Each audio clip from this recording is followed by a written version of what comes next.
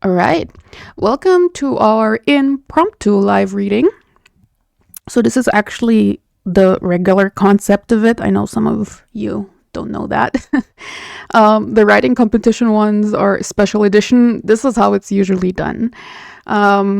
Just to explain it, usually I get in the mood for a certain type of story and I ask the server if anybody has something along the lines for me to read live. There is a voluntary author interview at the beginning of each segment where you can come on stage, and I have like about 100 questions that I fed into Sigismund like a few months back, and then I asked him to give us one, and you're free to answer it. We might have a little discussion or not. That's voluntary. Just keep in mind this is recorded and gets posted on YouTube, etc., etc. After that, I read your story. I give some reactions because I can't help myself, and then I give like a small, tiny feedback. But it's not usually as detailed as I would go into a crit, or that's another live event, live edit, which I haven't done in a while now that I think about it. So that's just a brief overview. So for now, present in the audience, we have 3 people who submitted something, which is fun, because usually these, I try to limit these into 2 hours, and usually 3 is like the sweet spot. Okay. Band Daddy. Fuck. Oh my god. Oh my god. Sigismund has been sexualized. How very appropriate. Let me drink my cup of coffee. Decaf. Okay. I don't know if we're gonna like do a little coin flip or a little die toss. I think we're doing that.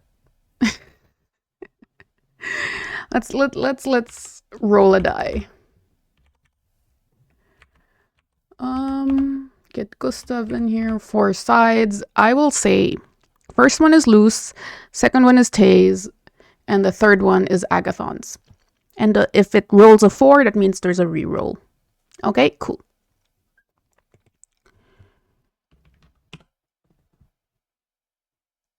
Tayzed is typing. I wonder if it's something relevant to... Okay. They stopped, so I'm gonna roll the die. Roll 3, that's Agathon. Okay, let me just like open the thing. Where is it? There. Click on that. Go back on stage. Oh my god, I need to like... Okay, y'all can see Speechify. I'm not even sure if I should introduce this, but I will read everything. So, should I even read the server things? Because this is like the tags, because this is like an AO3 thing. I think I should. Okay, here we go. A Christmas Comfit by Anonymous. Rating explicit. Ooh. Archive warning. Graphic depictions of violence. Ooh. Category F/F. Fandom, original work, relationship, female vampire making, female vampire fledgling. Additional tags. Bad decisions, celebrations. I love that that's just like close together. Coming of age, dancing, developing relationship, fealty, devotion, gore, heartbeat kink, inner thigh kisses, love bites, music, regency, seduction, stabbing, vampire bites, brutal murder, vampires, Christmas, Christmas party, Christmas decorations, age difference, blood and gore, name changes.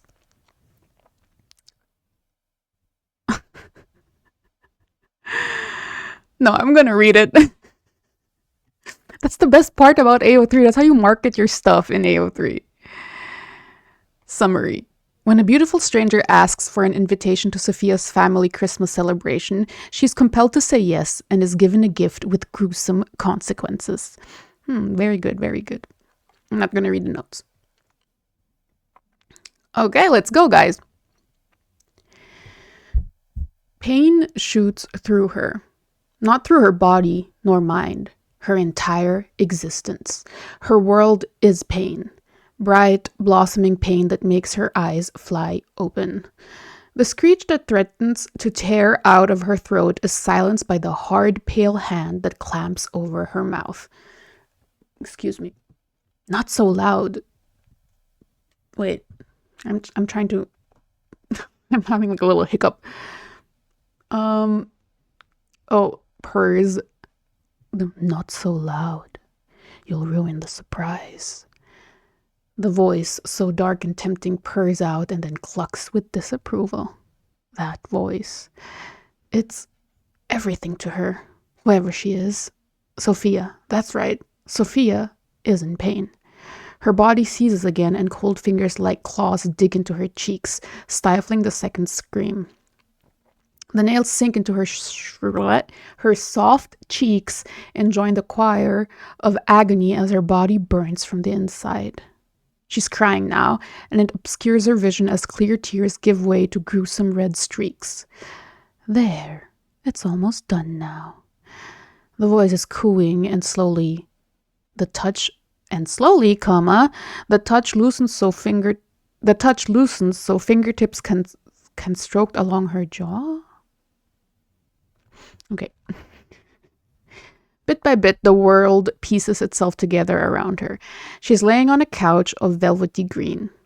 It's in her father's study, shelves lining the wall in front of her. She's draped back across it because that voice. She had been taken by it, bewitched by the bright red lips that matched the fiery auburn mane of hair. Sophia groans, her throat remembering it takes shapes other than screams, and she finds it dry. Dry, parched, she is so thirsty, she realizes. Her mouth opens and closes like a gulping, dying fish, and it makes the woman above her laugh. It's such a sweet, melodic sound. If Sophia weren't so mad to slick her throat, she'd want nothing more than to hear it endlessly. Come now, my sweet Comfit. It is time we dance. Sophia is pulled to her feet and the world around her twists. Every shift of her skirts, every grind of her heels across the floorboards, it's sharp and clear. Agathon, I'm so sorry, but I'm gonna have to comment on your typos. She can feel the slightest breeze that tickles the soft hairs on the nape of her neck, and then she feels the damp coolness of petal-soft lips on her cheeks. Impromptu. Oh, you just did this now? Holy shit. Now that's impressive. Kissing away her tears. You are a beast. Holy shit. Lashes flutter and she's seeing again. A world full of vivid, bright potential. Past it all, she hears the music, the cacophony of drunk and happy voices singing. Hark the herald angels sing, coming in the sitting room. I'm so sorry, I don't know how that song goes. I'd sing it. No doubt gathered around that badly tuned piano. Yet beneath the insufferable noise, she hears the true symphony, the thundering applause of a dozen hearts. Sophia growls, body jerking from the affectionate touch, and she's stumbling towards the door.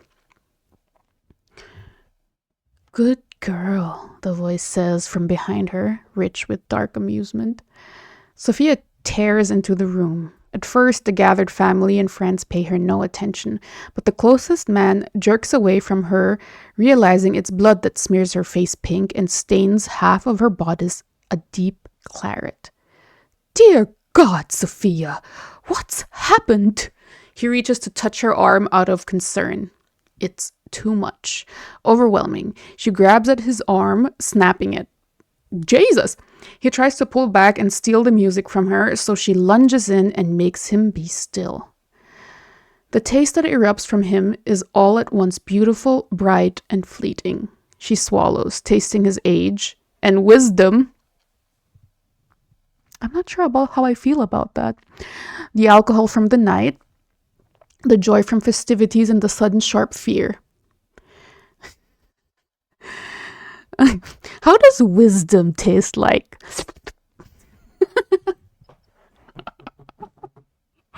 Someone beside her screams in horror, and Sophia does the same to her. The woman fights. It's messy as a spray arches up the paints and paints the ceiling in a brilliant red arc. By now, chaos erupts in the room. Terrified, pained screams. People climb past each other, drinks dropped as they storm for the exits. Taste like existential crisis. You mean that would taste like a midlife crisis? That'd be so interesting. But she is a wolf in the sheep's pen and leaps to the next, grabbing a young boy by the hair so hard his head snaps back with a satisfying crunch. Immediately, Sophia is disgusted by what she holds, the idea of tasting it revolting. She drops the body and moves on. What, she won't drink kids? That's a bit fair. But yeah. The door to the kitchens refuses to swing open. Won't drink from something dead. Oh, I get it. But it takes a while for somebody to die from decapitation. She's got at least 10 seconds. I don't know. I don't actually know how long. It's like a little fountain, a little fondue. Oh my god, what is wrong with me? Okay. The door to the kitchens refuses to swing open, and a few of the guests pound against it futilely. One of them, Sophia has a dim recollection of, a girl with flaxen braids named Anne. Sophia stares at the wide blue eyes for a long moment. Friends. Close friends. Bosom buddies. Regaling each other with poems and blustery fall day. For sure, close friends. Laughing on a blanket under a tree, sharing a tentative, curious kiss in the dark. There we go. Sophia wants to leave Anne, but she's being so loud, so insufferably loud, and Sophia is so thirsty. It's the sweetest thing she's ever tasted, and she holds Anne close even when it's no longer Anne and the taste has gone sour. She wants it back. She wants Anne back. She wants that ripe, florid love back. She wants it to last just a little longer.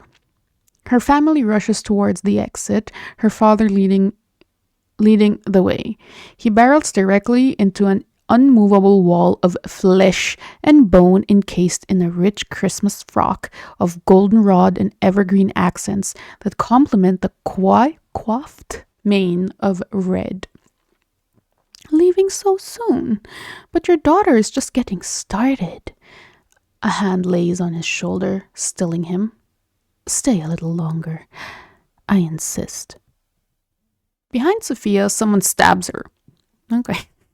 It's a sharp, rupturing sensation that makes her drop Anne. She yanks free of the knife that impaled her, turning on its wielder with a snarl. The man has time to regret it as she tears him open, and for the first time she sees the source of the music.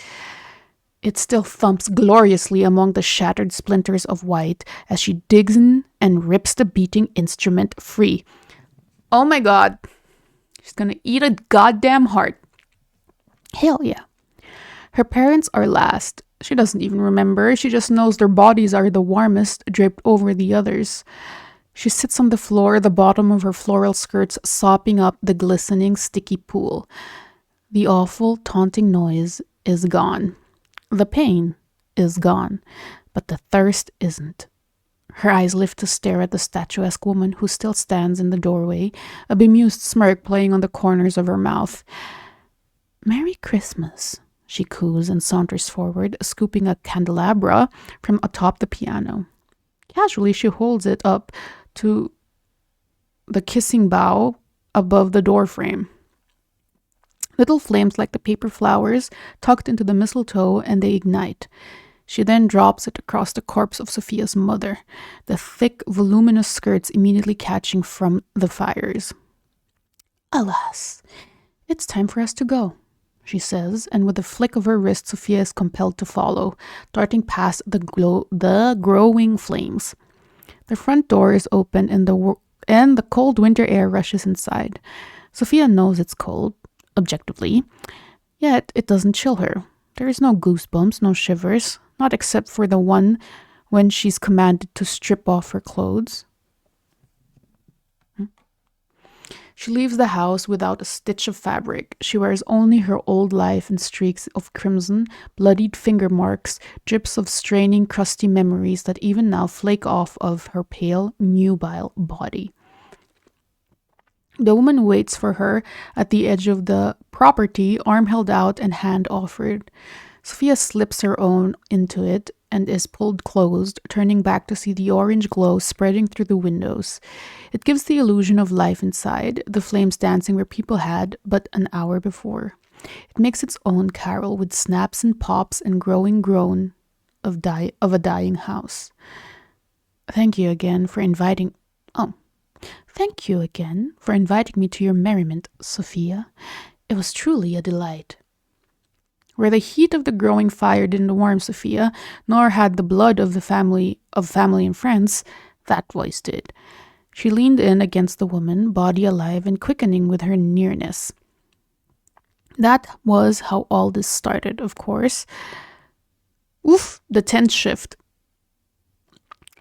The playful flirting, the coy look, the brush of mouths under the kissing bow, and then being dragged into the back study. She had wanted it. She had wanted all of it, and she still did. She hadn't even gotten to feel those curves under her hands or draw her mouth along. Oh, the woman said, voice light with surprised mirth as though reading her mind. You vixen.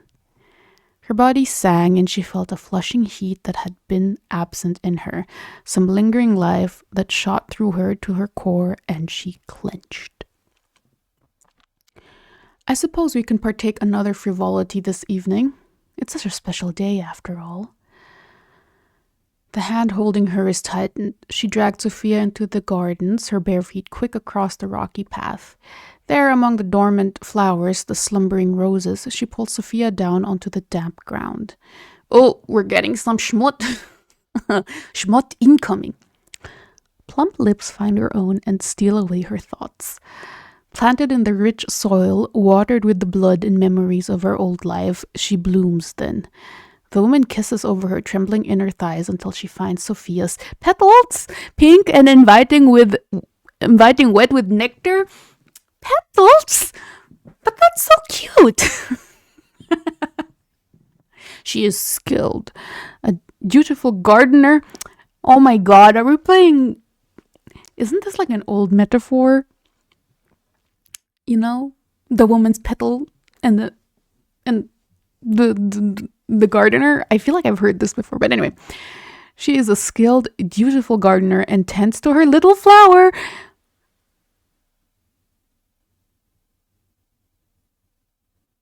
I don't like her little flower, but okay. And bud with a whimsical, almost bored ease.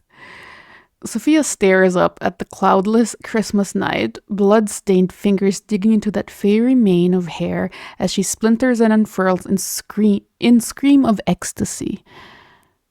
Really? Does Bridgerton have smut? Like, I'm going off topic here, but if it has smut, is it written like this? Because that would make me read the books just for research purposes. It's only afterward, draped in the woman's cloak, as she's brought back into town, and I feel like she's brought back into town could be a good metaphor for an orgasm. Maybe that's just me. And through a back door of an unfamiliar estate that Sophia realizes she doesn't even know her name.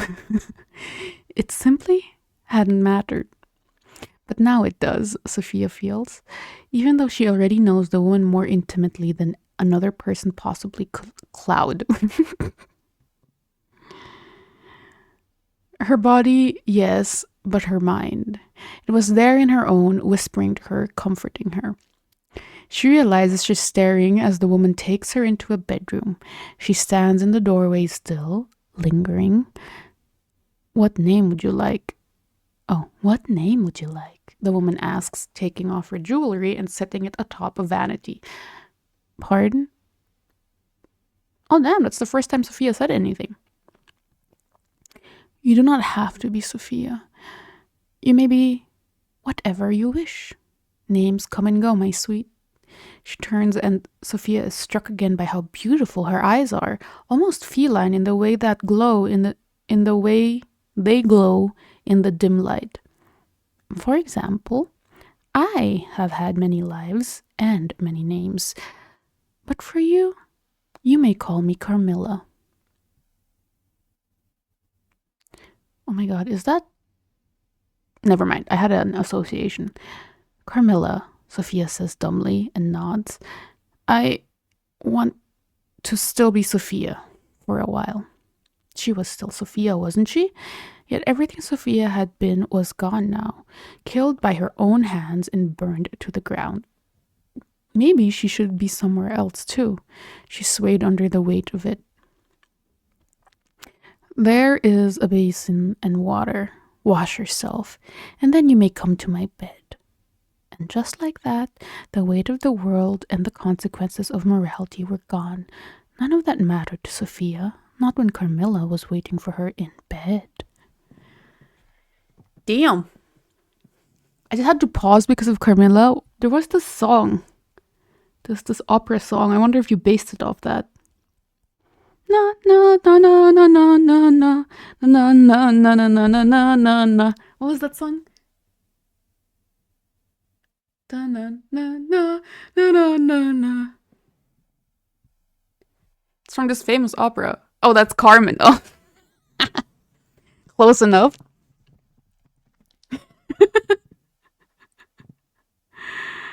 Oh. I thought I was doing something cultured. Nice. Nice. Good short. Did you just write this right before this event? Oh my god, did Agathon just call himself Ban Bunny? Oh my god. It is spreading. Oh my goodness. I think Sigismund loves you more now because you called yourself Ban Bunny. He'll give you XP boosts. No, last night, but still, look at you writing so much. The last thing I wrote was this Schmutz Showdown thing. It's quite good. Although I do have that one question about, like, is Regency smut written like this?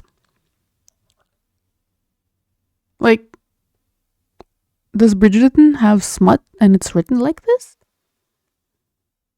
Because Regency stuff I've read are actually from that time and they don't have smut, sadly. Although it would have been interesting. How would Jane Austen write smut?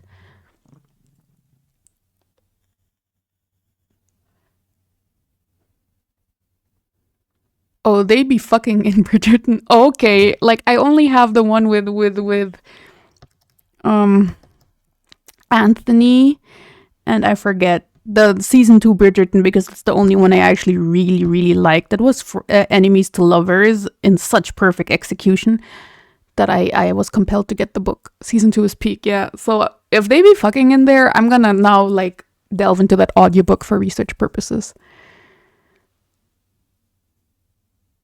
Oh, I felt like that be how she thought of it. I think so too. It would be like little petal.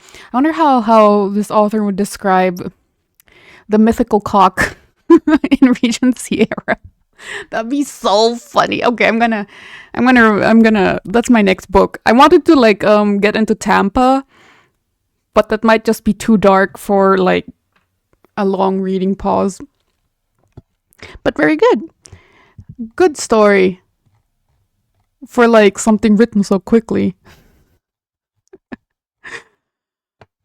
Look at you. I wish I was as prolific as Agathon. Right. Okay, I think we can do another one. Oh, I forgot to ask Agathon if he wanted to do an author interview, but I feel like he always declines. I'm so sorry. I assumed. Are you still in keeping with this?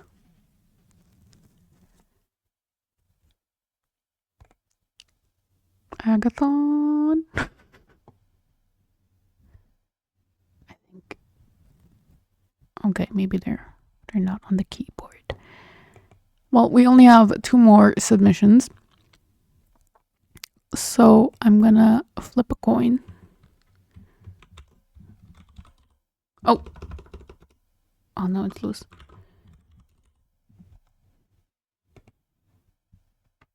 We can just do this relaxed and skip the author interviews, but that's up to you guys.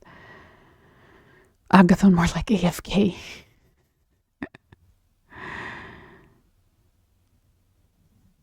What do you think? Okay, you want to skip this time, I get it. Just relax, just listening. How about you, Luce? Okay, cool. I'm gonna flip a coin. Number 1 is Tayzed, number 2 is Luce. Let's flip the order.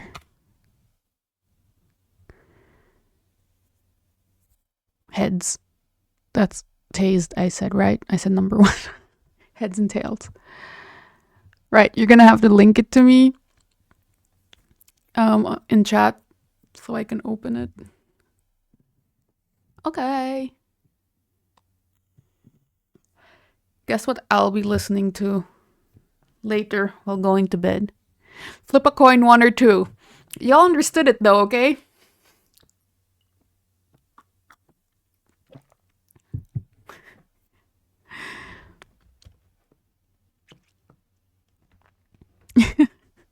Because like we understand each other like that.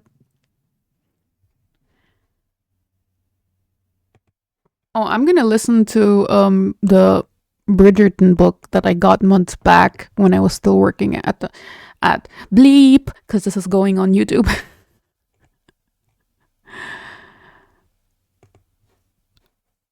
It was a kind of job that like allowed for audiobook listening, so that's why I had like a lot of them. Let me just do the grandma mode. Okay. Yeah. I might get inspired for the next writing competition, which I'll be launching after this event. So after giving y'all the post stonks, obviously. Because I promised. But this is The Road to Nowhere. I read the first 2 chapters of this. It's from Tayzed. I quite liked it. It's like a nice little thriller with like an erotic edge, or maybe I'm projecting. I'm gonna tuck my hair behind my ear. So the setup was good. Now I'm excited where this is going. If I remember correctly, just to summarize people who haven't read it. Chapter 1 is about this girl. She has like her typical, I'd say, young adult problems, and in my head canon, she does something impulsive because of it, which is she leaves with this guy that she meets at the bar to have some coffee. So that's like the impulsive thing. Wow, such a risk taker. But it turns out this guy drugged her drink and kidnaps her. Love it. Chapter 2 is this dude who's basically a psychopath, from my understanding. And he's doing some research experiment that, Tayzed hasn't told the reader about yet. And there's a lot of like a thing about like other things that needs to be edited, but that's the gist of it. In my opinion, needs to be edited. But yeah. So this is chapter 3, where before that, the girl is already in his apartment and he's planning to take her somewhere else. So that's where chapter 3 begins. Okay. Let's go.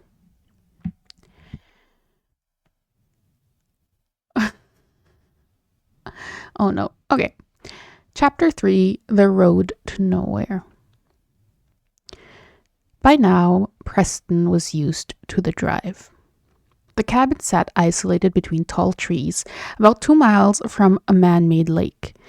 The few people Preston had talked about it with just knew that it was out near Syracuse, sorry. The 4-hour trip usually relaxed Preston, but this time his mind was racing. He went over the scene, an endless loop, his mistakes glaring at him. Oh yeah, I forgot to mention that in the last chapter, The victim woke up and people saw, or his neighbor from the other side through his window saw that he was keeping a girl. So that's why he's like freaking out. He replayed his neighbor's perplexed expression, the dread pooling in his chest, entering his lungs. What would he do? Preston half expected the police to be waiting for him at the cabin. He imagined his neighbor picking up his cell phone, his breathing shaky as he told the police what he witnessed. I think my neighbor across the street kidnapped a woman.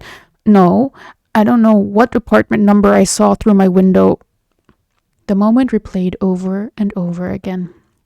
So much that Preston could convince himself it was a prophecy. He'd tell the cops Bethany was a hookup and he hadn't seen her since she left 2 days ago. Who doesn't have a little kinky sex? Oh, I wonder what voice I should do for Preston. Who doesn't have a little kinky sex? You've never handcuffed anyone, officer? That is so naughty to say that to an officer. Preston wasn't sure if they'd buy it, but it would be hard to place her at his apartment. He considered not going through with it, dropping her off at some hotel, thinking she had drunk a little too much to remember. He had shut his own blinds after he made it back to the kitchen, then immediately returned to his bedroom. He stared down at her sleep-twitching face, longing gnawed at his ribs, and he knew his decision. Excuse me. His work began after that. First, the cabinets and counters, bleach, water, then Clorox lemon-scented all-purpose. He did this twice, to be safe. Next, the floors, sweep, vacuum, mop. Danny had stirred but didn't stop snoring as Preston vacuumed like a madman, counting the sweeps across the floor under his breath. Preston repeated the process 3 times before he was able to leave the apartment. He had carefully folded Bethany into the steamer trunk, one of his only heirlooms from his mother. Her eyelashes fluttered and her frown remained even in her sleep. Then he loaded the trunk up onto a cart and got ready to transfer her to his car. He hoped Danny would see his note, asking him to please make sure he locked up behind him and put the spare key back inside the lockbox next to his apartment door. He underlined please. After he wrote down the lockbox code, he knew he would need to change it once he got back. Otherwise, he'd feel like anyone would come in, trafficking filth on their clothes, and touch all his favorite things. Okay. Transferring the body to the car was particularly stressful. Preston put his wireless headphones in, clicked shuffle, and exited his apartment.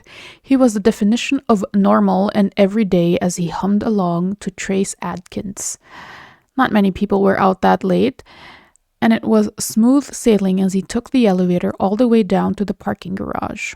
By the time he had made it to his car and was turning into the street, he was almost calm. It took 30 minutes for the rumination to start.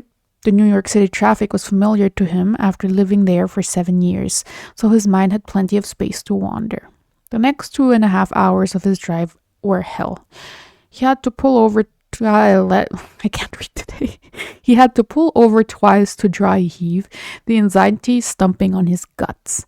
He put on his favorite podcast, Candid, and tried to lose himself in the group's commentary about focal length and composition to get him through the last hour of highway.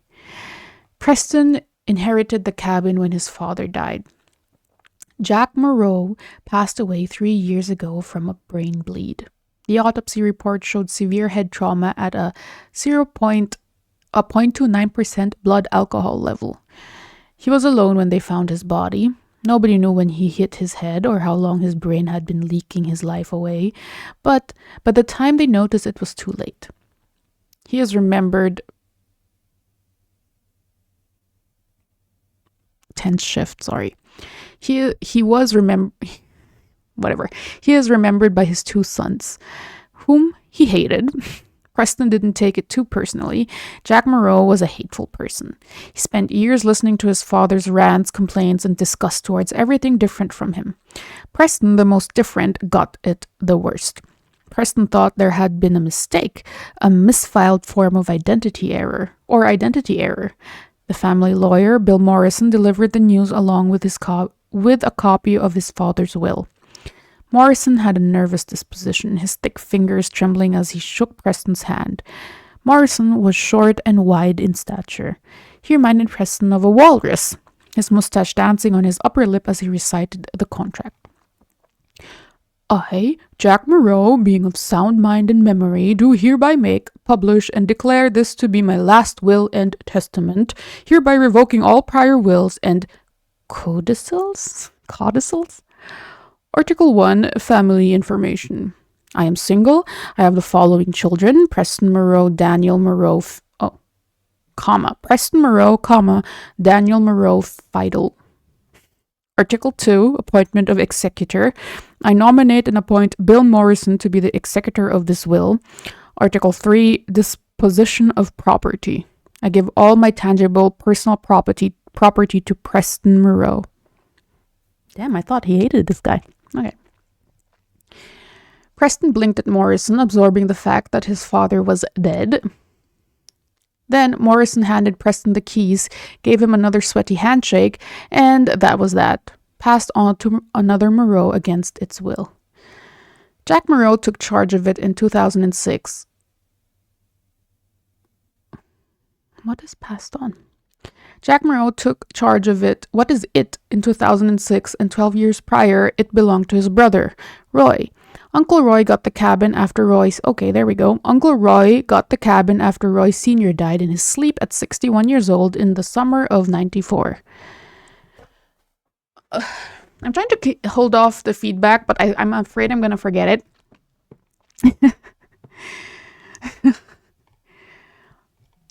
I'm going to do it later. But in particular, like legal jargon, you have to be very careful. Like, personally, I'm not a fan of this formatting at all.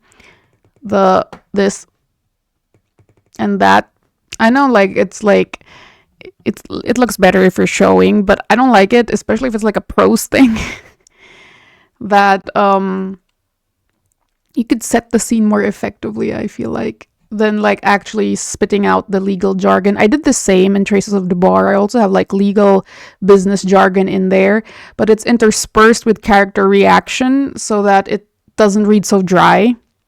Because this is just like, in my opinion, a wall of text that you could like do more with than just like pasting it in there, in my opinion. Okay, where was I? I have more feedback, but that's for later. Years old. 61 years old and none. He usually thought of his father during the never-ending drive. Another bad habit. His father wouldn't even mind what he was doing there. Not really. He'd be madder that Preston had thrown out the antique furniture. No, any shame he felt came when he thought of his mother. Here we go. Preston spent his early childhood in southern Louisiana, south of New Orleans. He was half Cajun, half Creole. Is that how you say it, Cajun? Some of the first Cajuns landed in America in New York in 1756. Victims of the Great Expulsion. Nice, okay.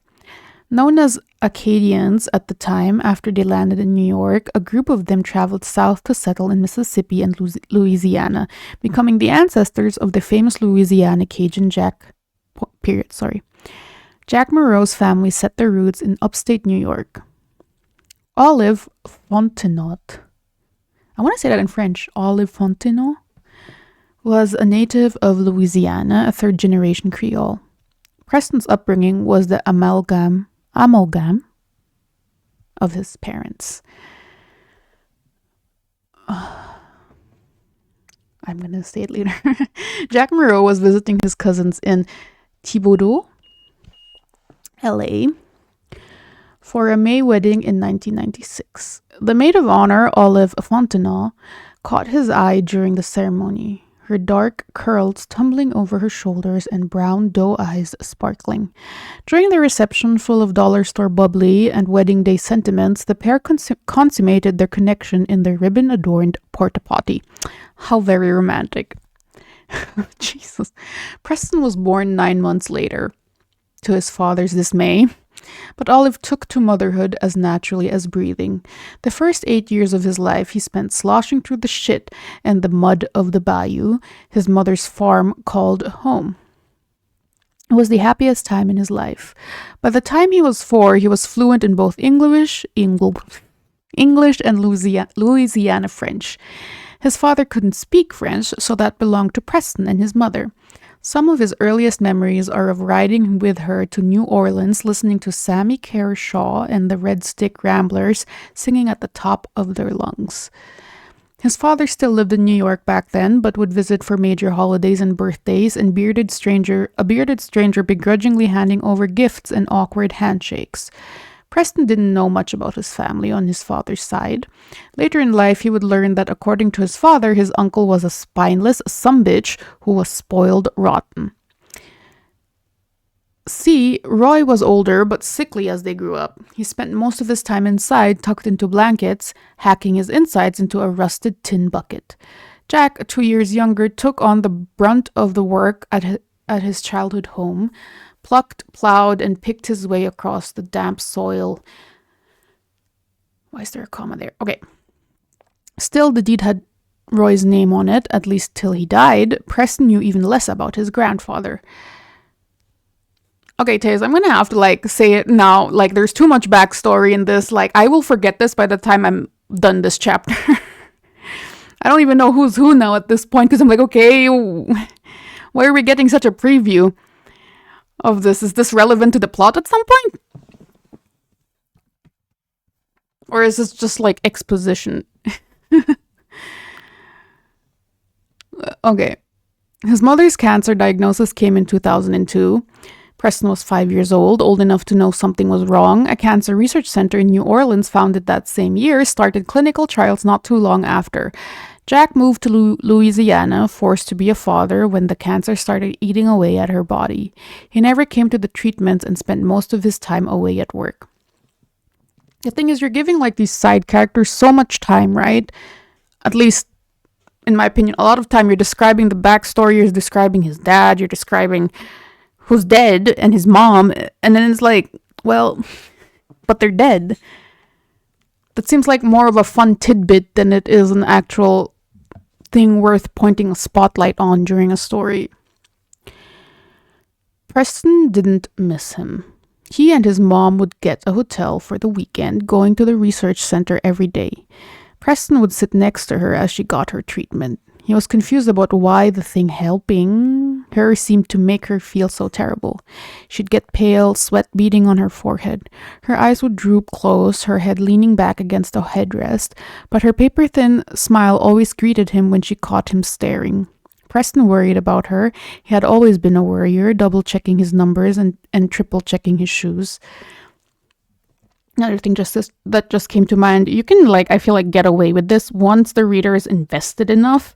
If you hit them too early with such expository things like backstory, it will grind the pacing a little bit to a halt.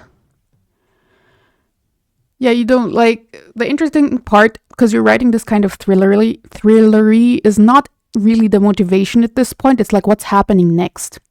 So after that tense moment of I got caught, fuck, what do I do? You kind of want to stay with that. This is chapter 3. And I wouldn't put all the history in one block, in one chapter in general. I would intersperse that, because it's the fun part. Once the reader is invested, it's oh, and they got this childhood and they have this type of mother. You could even play with reader assumptions there, because if he's a true psychopath, you could tell, I actually had a loving mother, which was what people tend to assume.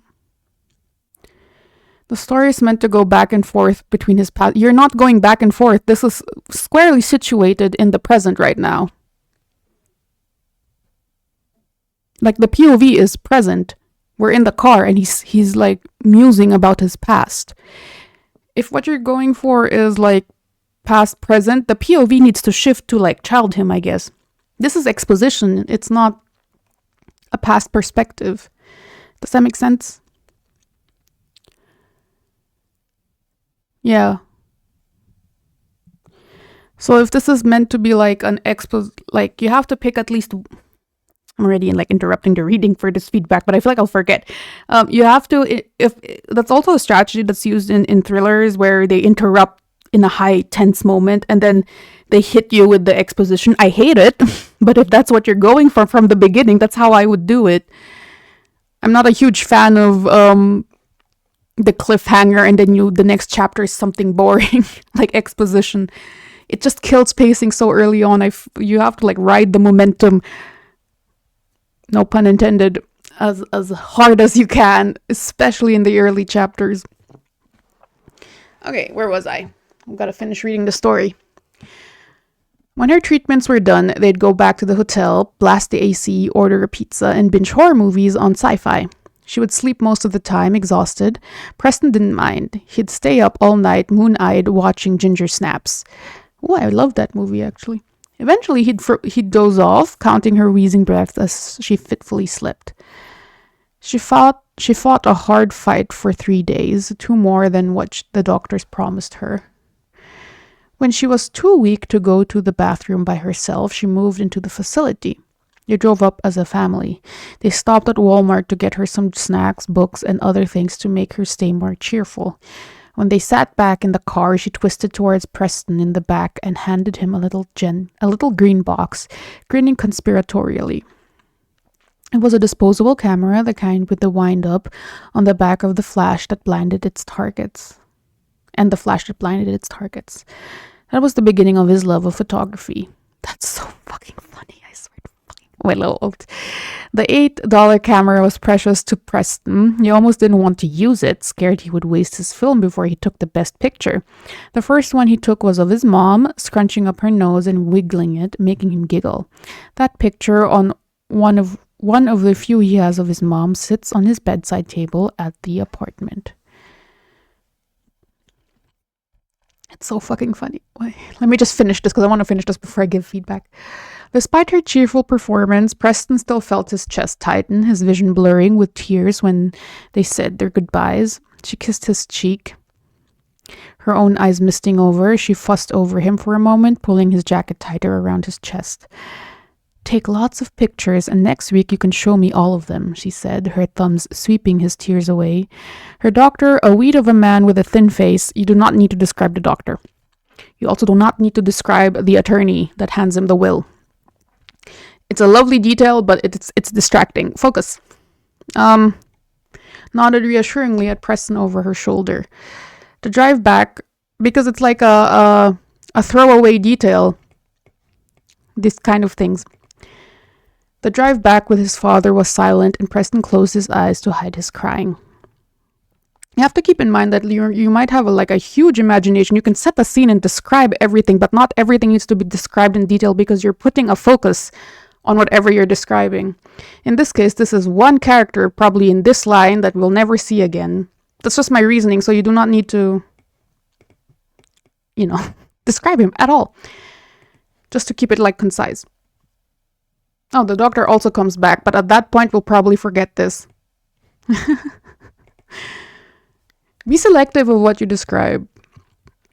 I'm saying, okay, hell broke loose when his father refused to take him to visit her the following weekend. Preston, not usually one for tantrums, screamed so loud his throat was torn ragged after. He kicked and begged until he kicked and begged one too many. The slap came suddenly, the back of his father's hand tearing across his cheek. That was the first time he had ever gotten physical with him, other than a swat with a switch. He walloped him, and Preston flew across the room and onto the floor. He stomped over, yanking all 48 pounds of him up. "Jesus, shut the fuck up!" He spat in his face flushed maroon. "She's gonna die anyway. Might as well get used to it." Another comment. Why? This is such an emotionally intense scene. I wish you went harder. You could have opened, if you're going for a flashback, I haven't read chat yet, so I don't know. But you could have opened with a flashback with this. That's an intense scene. And then as they're having this freaking altercation, it's not even an altercation, it's just dad beating up his kid. You can trickle in the information that he doesn't even know this dad. They're not that close. His mother is dying. He really loves his mom. And, you can have the whole shut up, you're not my real dad moment. Like, you could have opened with that. It would have been so much more intense. Just saying. Okay. He shook Preston so hard his teeth clacked together. Like, instead, it's like hidden between all this exposition. It kind of loses the oomph. He shook Preston so hard his teeth clacked together. Oops, that's my blood sugar. Okay. Let me just... Otherwise, it's going to keep on. Okay. When he dropped him, Preston felt dizzy, his ears ringing. He crawled back to his room, his chest heaving, fighting for air. He didn't have trouble falling asleep that night, and his head was still throbbing when he woke up the next morning. Despite being fearful of another beating, Preston's protest persisted. Look at that, an alliteration. He refused to go to school that Monday, fighting against his father's hold like a rodent in a cat's jaws when the school bus creaked around the corner. He had always been smaller, so when he escaped, he hid.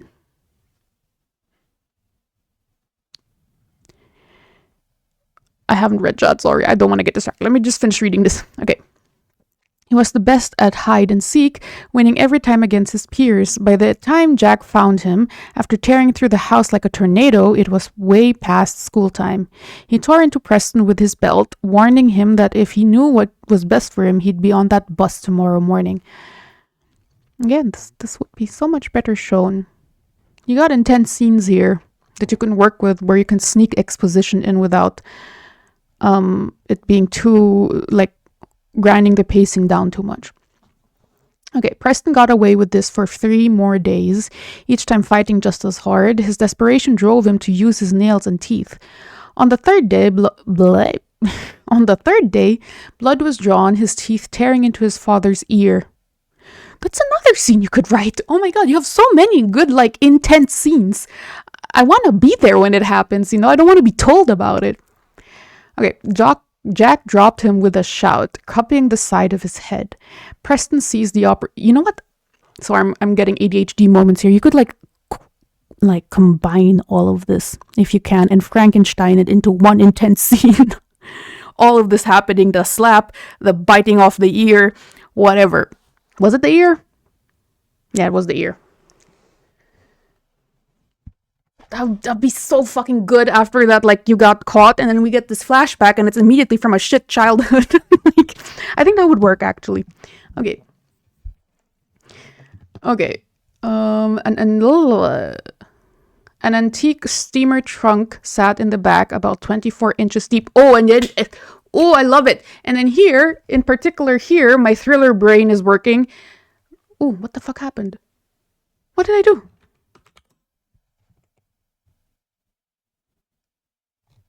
Oh my god, I went all the way up. Where was I? Wait. 1 moment. Jack and no, that was not. There. This one. That's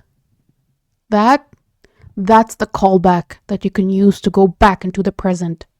Oh, it would be so good. Like, that's when that scene ends. And that's how you can be like, okay, we're back in the present now, and it's Preston now looking at this thing where he put this girl inside, right? Okay. An antique steamer trunk sat in the back, about 24 inches deep. A baby blue blanket was draped over it comfortingly, so Preston silently lifted the lid and tucked himself inside. If he cracked it, he could see the front door through the hole where the doorknob should be. He wasn't sure how long he stayed there. As the hours ticked away, his body started to betray him. His stomach moaned and his bladder started to fill. Jack had left the house some time ago, the slammed door thundering, vibrating the walls. But Preston was too scared to move. He didn't want to think about what was coming his way when his father found him. Right when his bladder started screaming for him to make a decision, the front door opened. Preston held his breath, watching from his hiding place. It was dark out, the yellow of the porch light illuminated by his father's figure. Jack walked in, shutting the door softly this time. He placed a 24-pack of beer on the ground in the middle of the living room and sat on it with a sigh. He stabbed 2 fingers into the box, pulling a can out. "All right, you win," Jack relented, shaking his head in disbelief. Get your ass out here. We'll go this weekend. He popped the tab on the piss yellow beer and took a long drink. The foam ran down the corners of his mouth, making Preston think of the rabies-infested raccoon that terrorized him last summer. Preston still waited until he passed out on the floor, surrounded by 13 cans to sneak out from his sanctuary. The next morning, he was outside waiting for the bus 10 minutes early. Jack, unable to take off work Saturday, woke Preston up before sunrise head to New Orleans the following Sunday. The sky was a dark omen, a raining behemoth warning Preston of the terrible truth that had started as a notion digging in the back of his mind that things weren't okay. His gut feeling proved true when they got to the facility. His mom was sedated, a tube shoved into her throat, helping her breathe. Her skin was bruised plum purple where the needles stabbed into her arms. Preston sat next to her bed and counted her breaths, staring at her face as the doctor pulled his father aside. The sound of thunder mixed with the machine's beeping and the respirator's groan. He didn't know what was going on exactly and was only able to follow along with the bits and pieces of the doctor's speech, and phrases like palliative care and life support were thrown around. Preston's father paced the room when the doctor left. His steps syncopated beat. Ooh, I like that word. Syncopated. To the machines keeping his mother alive. Back and forth. Preston's eyes flicked, watching him move across the room. Eventually, he sat down next to Preston and joined his silent watch over Olive. The rain started pouring down on the research facility that evening. The wind whipped against the windows, snapping against him angrily. His father flipped on the TV, finding a news channel, and they watched the broadcast. Oof, this broadcast better be plot relevant, because that would be such a juicy fucking hint. Okay. Officials in New Orleans have issued a mandatory evacuation order as Hurricane Katrina, now a Category 5 storm, barrels towards the Louisiana coastline. Mayor Ray Nagin made the announcement earlier today, urging all residents to leave the city immediately. The announcer spoke in a grim voice, his eyebrows furrowed. Preston had lived through a couple of hurricanes in his short life at that point. Hurricane Cindy had hit weeks prior, but something about the look of the announcer's face made his heart beat harder. Oof. Space. We'll continue to monitor Hurricane Katrina closely and bring you updates at the top of every hour, the announcer continued. Stay with us. Stay safe. His father rushed over to the window and looked at the street outside, packed bumper to bumper with vehicles carrying desperate people to higher ground. Wait here, he said, pointing a finger at Preston, and stepped into the hallway. Preston sat next to his mother and pulled something out of his jacket pocket. Earlier in the week, Preston and his father went inside the tiny pharmacy in Thibodaux to get his photos developed. He had taken care to get pictures worth looking at. He hadn't used the whole film, only snapping 3 photos throughout the week. He showed her the 3.5... Do you read that? 3.5x5? Prints one by one. The first wasn't his best photo, but it was his favorite. A slightly blurry photo taken from their front porch. 3x5, okay. Zoomed in on a small alligator sunbathing near the ditch. Preston's finger was accidentally covering part of the lens in his excitement to take it. The second one was clearer. Friday afternoon, he and his father had gone to his aunt's. They had invited several other Fonteneaux to the house for a crawfish boil. The photo captured the family's chaotic energy, a slightly too close shot of being a silver pot steaming on a propane burner. Corn, potatoes, and red crawfish spilled across a newspaper-covered wooden table. There's a blur where someone's hand was reaching in. His mom loved spending time with her family, so he knew she'd like that one. Before he got to the third, his father came grumbling into the room. The facility was entering a lockdown, and everyone inside was prepping to wait out a storm. Okay. Katrina made landfall around 6:30 a.m. the next morning. The building shook as the storm raged on. Preston, Jack, and Olive sat in the darkened hallway outside his mother's room. The windows on the floor above them broke, so they moved everyone into the corridors for safety. Doctors, nurses, patients, families, and pets were gathered in the usually roomy space. The electricity failed a few hours later, and the backup generators didn't compensate for the AC, so it was hot. A baby down the hallway was crying, a piercing, unrelenting wail. Preston sat underneath his mom's bed next to the ventilator they had also wheeled out with her. He counted its breaths. A nurse passed out crackers and water bottles, and he noticed his father's hands shaking. Somehow they had made it through one of the worst hurricanes that had hit Louisiana's shores in its lifetime. The sun came out, a beacon of hope greeting them. Preston's mother was moved back into her room, a box fan sitting on the chair beside her blasting in her face, whipping the little hairs around her face across her forehead. The ventilator chugged away, pushing and pulling oxygen into her useless lungs. Preston, unable to look at his mother anymore, walked over to look out the window. By mid-afternoon, the floodwaters had receded enough that the pavement peeked out. The longer he stared, he felt like the water levels were rising again, along with the emotions of the trip threatening to drown him. Eventually, he realized the water levels were rising. Preston got his father's attention, confused and scared. Soon after, a doctor gathered everyone into the hallway again and announced that a levee broke along the industrial canal. Whereas Lake Pontchartrain's flood wall had fallen, the crashing water rushing down ready to drown its city. They started hospital evacuations, focusing on the sickest patients and at least the ones who were in terminal, until water levels were too high to evacuate. Jack kept arguing with the nurses. Okay, this is getting, again, this expositionary tone in what's supposed to be a tense moment. She needs to go, his father insisted. Why isn't she being evacuated? Preston doesn't blame the doctors. They had newborns and patients with curable diseases who still had a chance at life to worry about if they got to safety fast enough. Besides, he didn't know if he would be able to go with her if she did get evacuated. They were taking people by helicopter, and families were splitting up steadily as their dying loved ones flew away. They're stuck in the building for 3 days, sweating, starving, and thirsty. At first, the worst part was the heat. There were only so many fans, and they got passed around from room to room in an effort to be fair. Jack eventually removed his shirt, using it to wipe the sweat away from his face. By the second day, the water levels had risen so much that most of the food saved in the basement was destroyed. Once most of the hospital realized this, hostility filled the air. The doctors started whispering to each other, making plans and decisions without notifying the patients and their families. A family of 4 stood outside the doors in chest-high water, dirt smudged on their faces, and the father had a thick cut on his upper arm. The security staff refused them.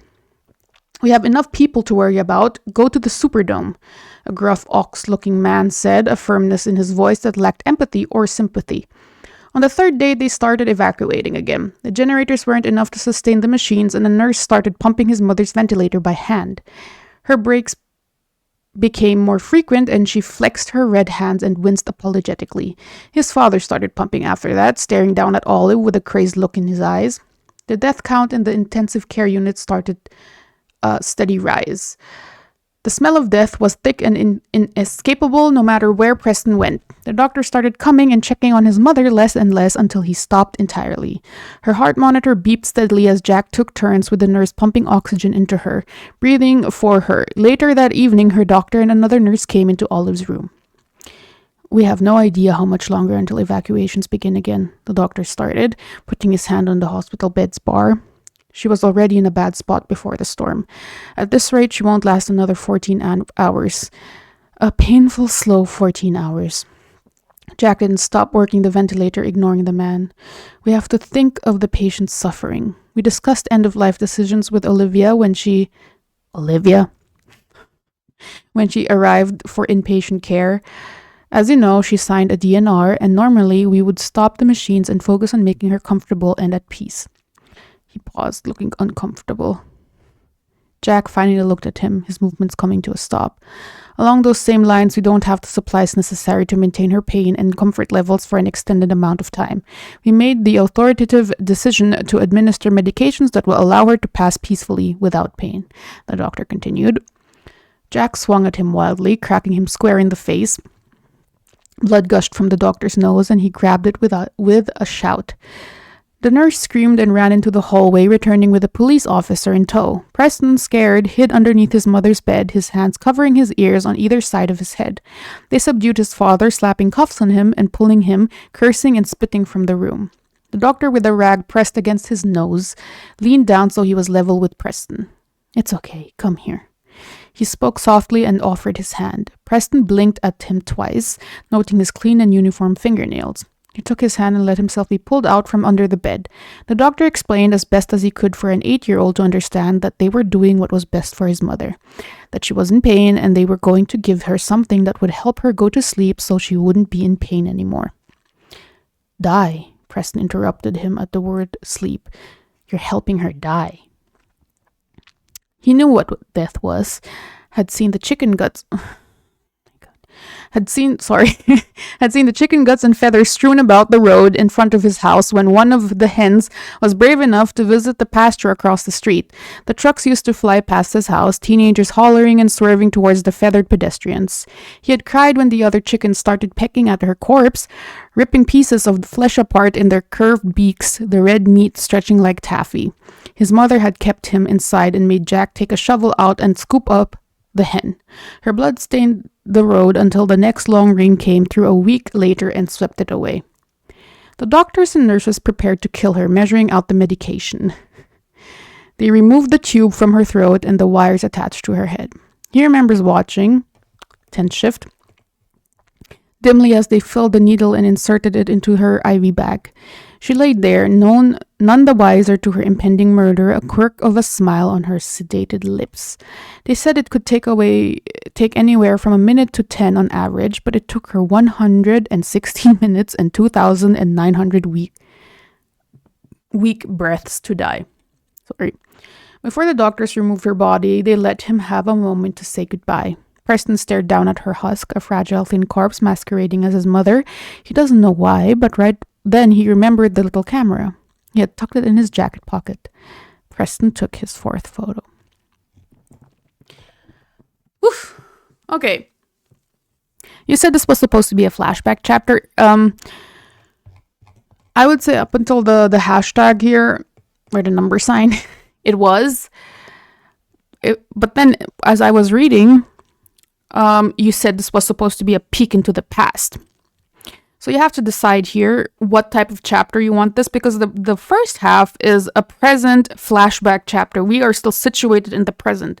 I'd say starting from here, that's a past chapter, because we're in the POV of baby Preston. Okay. Just for recency, because I just read this, there is so much like narration. It's not narration, it's not exposition. There's so much narration in what should be a tense scene.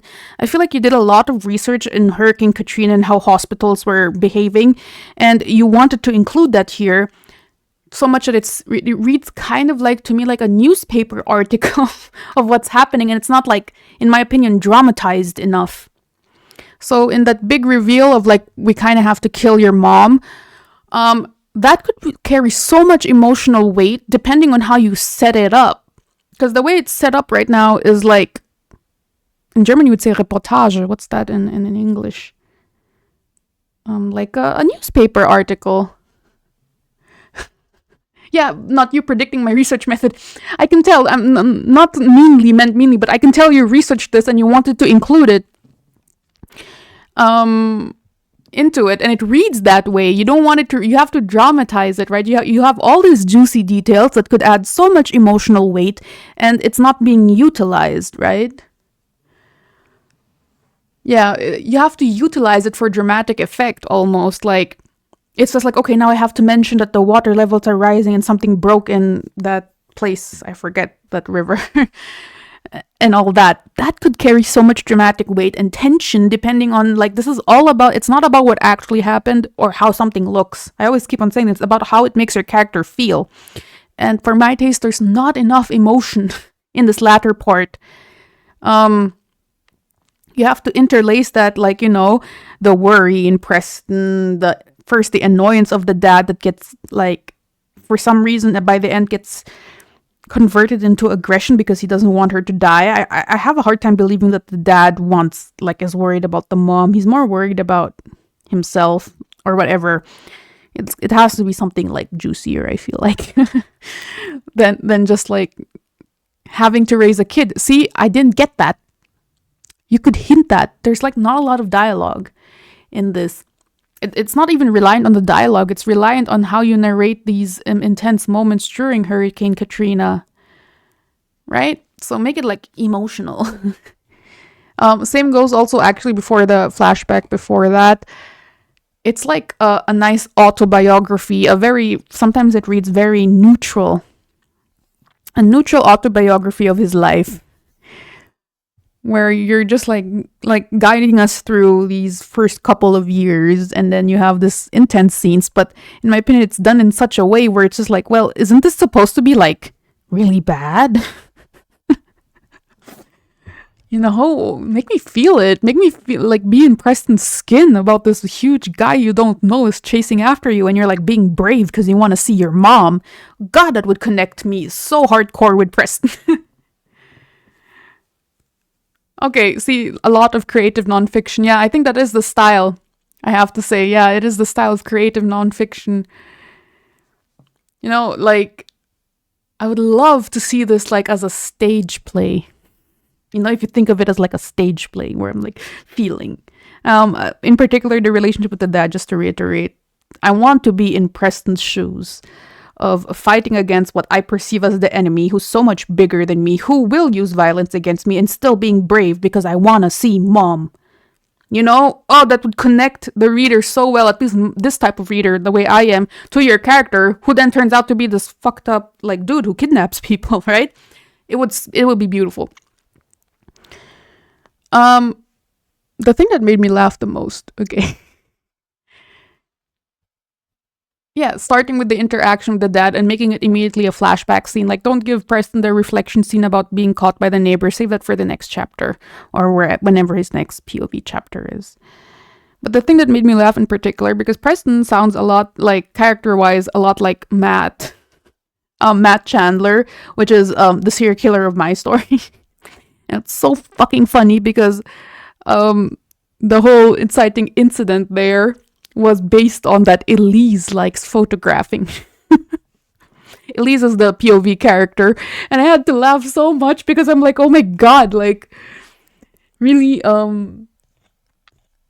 goes to show that, like, you can have the same concept even in the same genre and it be like executed differently. Why Matt Chandler Bing? Who is Matt Chandler Bing? I never got that joke. Let me have a drink.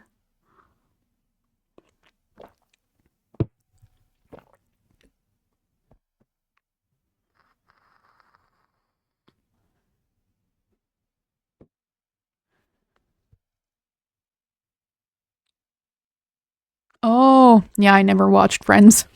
Sorry.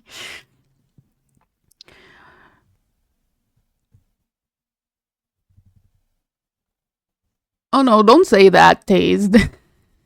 But there were points where I'm just like, oh, you're gonna go into something, I have to be honest, go into something that I know is not gonna be, it's gonna stop the tension that you've built. Like, after the reveal of, like, we're gonna have to kill your mother, and then Preston being like, die. You know, you mean die, not sleep. And then it goes into this little tangent about, like, I've seen death before. Like, no, dude, go back to the scene, please. No. You know, I was gonna do that. That's why I had that little sigh. Okay. But overall, like, it's still, like, I would say you have good nuggets of exposition and backstory here. It's, again, all just about the exposition. Like, keep it focused. Keep the reader engaged. Even with, like, backstory, there's a way to do it, like, so that it's fun to read. Usually by using violence or sex or, you know, the typical things. You know how it is. Humans are predictable. Okay. I think we can do one more. Then I think we would hit sex, violence, drugs, and rock and roll. Exactly. That's how you keep things interesting, I guess. Even though it's exactly the same things over and over again. But reptile brains. It's a reptile brain, I guess. Okay. Luce, could you link me yours? I think we'll finish right on time for this one. There we go. Oops, let me go back to chat. Here we go. Don't worry about it. Although I have to check because I need to zoom in quite a bit. Excuse me, I have hiccups. There we go. Excellent. We are in frame. Right, this will be our last story for this evening. It is called Blasphemian by Luce. Oh my god, I have to do the nun thing? Okay. I am loved by God. I am made by God. I am a child of God. I am destined for God. It is a simple prayer, just positive affirmations. I can remember it being one of the earliest taught to me by my mother and father. It reminds me that even though the world around me continues to be fraught with sin, I could remain pure in the eyes of the Lord God, the Father.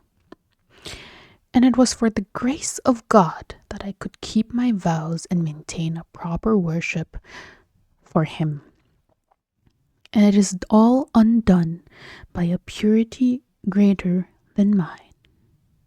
Mother Superior introduces me to Sister Ashley Cale on a cold December morning before the sun had even fully breached the horizon. The covenant of St. John the Long-Suffering is drafty on the best of days. On the worst, the whistling howl was enough to wake the dead while it chilled the bones of the inhabitants within. This is the first thing I find curious about her.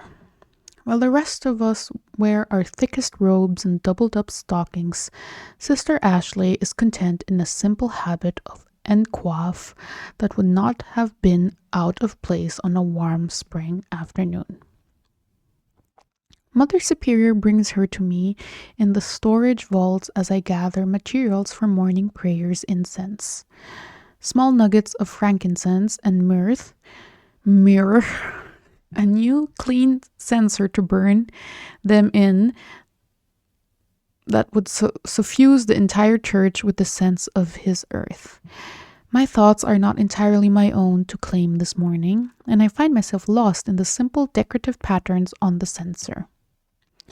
Ah, Sister Phoebe, there you are. I drop the censer with a clatter and the incense scatters with it. This freaking censer is like a paid extra. The censer separates and the top rolls away towards the voice.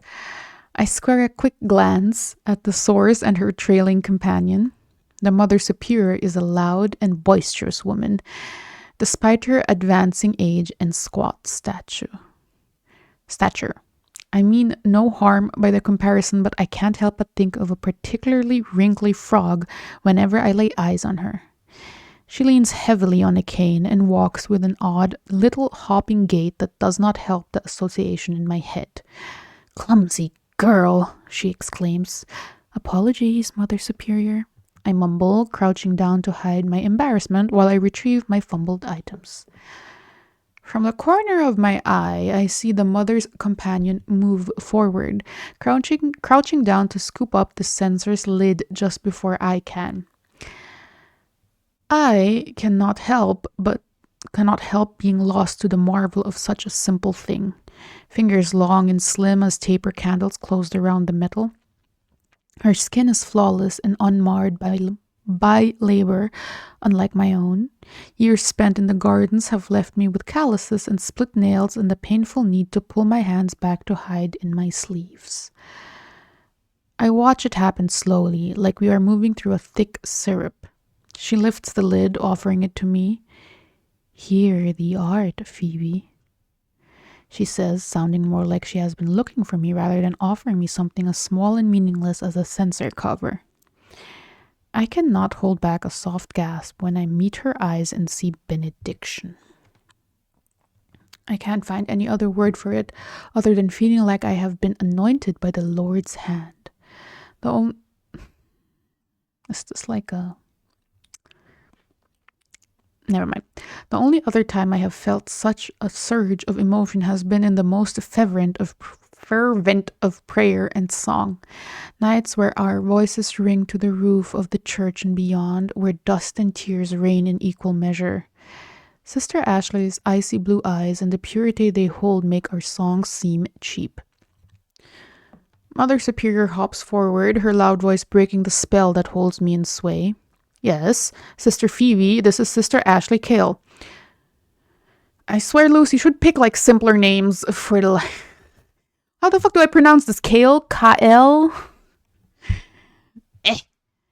She's a new devotee and I am leaving her in your hands to show her around. Oh, kale? Like the whatchamacallit, the vegetable? I straighten up along with Ashley, allowing the lid of the censer to land in my palm. I hold it and the incense close to my chest, less because I feel they need guarding and more to defend myself from those cold eyes. So is she like turned on or not? Like, why is she defending herself now? I focus on the abbess, thankful for the distraction. Yes, Mother Superior. I would be happy to go. Good. I can hear the wariness in the... Good. I can hear the wariness in the Mother Superior's voice, and it makes my heart wrench sadly. It has become more and more common lately for fatigue to claim her sooner each day. What did it mean if the sun had not even risen and she was in need of rest? I already pray extensively for the old woman, but I will redouble my efforts. She has been something of a mother to me all these years. It is the least I can do. Well, other things require my attention. A blessed day to both of you. Blessed day, Abbess, I murmur along with Ashley. And just like that, with Mother Superior's endearing hop away, we are alone. Master yourself, Phoebe. There is no need to be intimidated by a new sister. It is lovely to make your acquaintance, Sister Ashley. I give her a small bob of a curtsy, a convenient thing that lets me look at the floor. A pleasure, yes. She agrees with a smile, stepping forward, reaching for me, and I draw back just a step. But all she seeks is to relieve me of the censer and the incense. And, prithee, just ash, should thee not mind. Our eyes meet again, and I once more find my mouth incapable of words. For morning prayer, one assumes? She asks out of materials she now holds. I nod mutely. Then one supposes we should finish preparing. I'm not sure. I know this is like a big feature of your story. I'm not sure I like this. Like, I don't know when we are, but if like somebody talks like that, even in a nunnery, it'd be like, bro, why are you talking like that? I'm expecting a reaction from even Mother Superior, where Sister Ash is like a weirdo among the nunnery. Anyway. Yeah, but like just from the interaction based on how Mother Superior talks and all like that, like my girl is talking Shakespearean. I don't know if I should suspend my disbelief, but like right now it's not, so maybe I should suspend it. We leave the storage vaults and make for the church. I am struck by the certainty with which Ash navigates the halls, almost a full step ahead of me, as though I am the one to be shown around. Hath thee been in the sisterhood for very long, Phoebe? See, Ash asks conversationally. Conversationally? It strikes my ear strangely to hear my name not preceded by my title.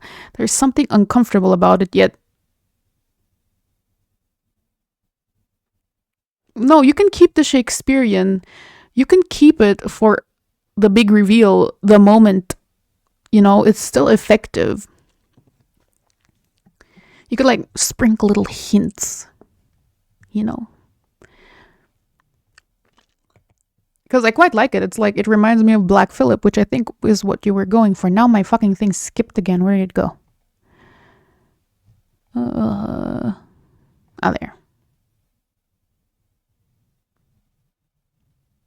Wait. I hate this. Oh. Okay.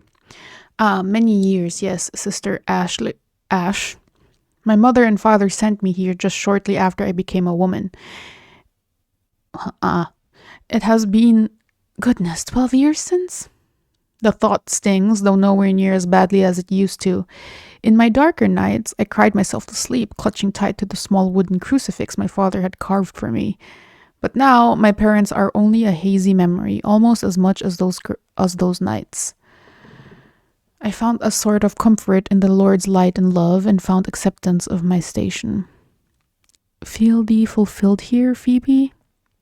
Of course I do. Fear thee not that there is more to the world, things thee could have seen and experienced for thyself.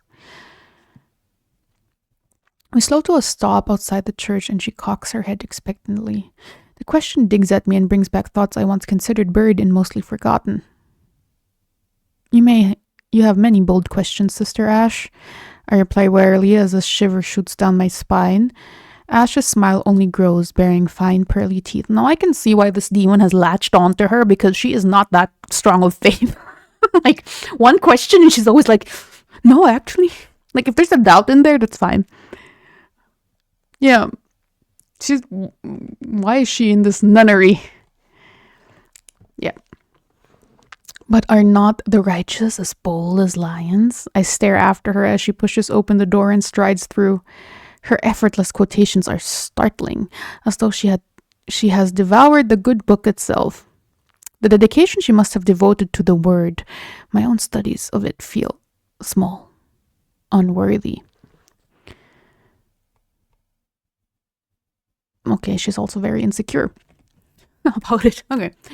The main chapel of the Covenant is by no means a grand thing, but it is still the most decorated room available to us. We enter through a small side door next to the pulpit and podium, where Mother Superior, I already like Mother Superior, I have to say, or the sister of her choosing, will lead in prayer or address the congregation in sermon.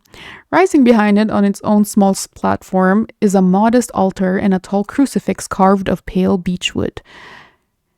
At the other end of the long room, past rows of empty pews, a pair of the tall double doors stand cracked open to the hallway there, ready to admit the sisters and monks of the convent. High up on the walls, almost among the rafters, dusty windows allow the very beginning of the sun's rays to begin creeping through. You know what's missing here, despite that long description? Where the hell is Christ?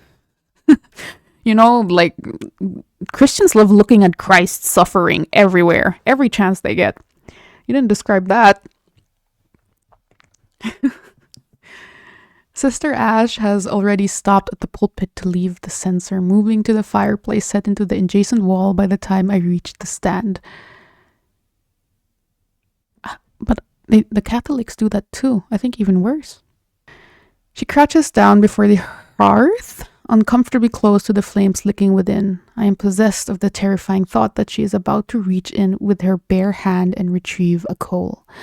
Something about the idea, while frightening, just feels appropriate for her, as though her presence alone will cow the fire and allow her perfect hand passage through unscathed.